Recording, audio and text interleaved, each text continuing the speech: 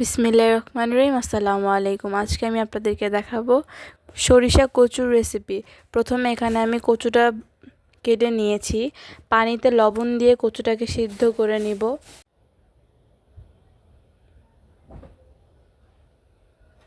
এরপর এখানে দিয়ে দিব হলুদের গুঁড়া, মরিচের গুঁড়া, ধনিয়া গুঁড়া, জিরার গুঁড়া। এরপর সব কিছু একভাবে ভালোভাবে মিক্স করে গরম তেলে ভেজে নিব।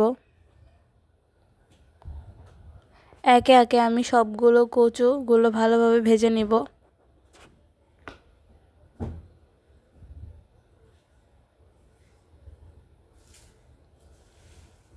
ভাজা হয়ে গেলে আমি তুলে এক সাইডে রেখে দিব।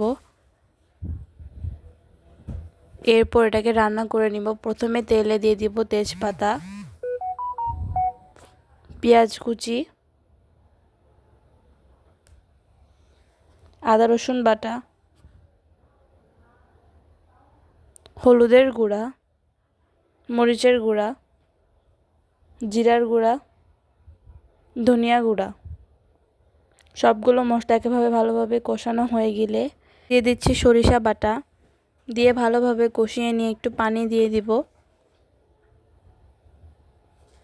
পরিমাণ মতো পানি দিয়ে দিচ্ছি। এরপরে দিয়ে দিব ভেজে রাখা কচুগুলো। দিয়ে একসাথে ভালোভাবে মিক্স করে উপরে কয়েকটা কাঁচামরিচ দিয়ে দিব। এরপর কিছুক্ষণের জন্য ঢাকা দিয়ে রেখে দিব। উপর দিয়ে দিব ভাজা জিরার গুঁড়া।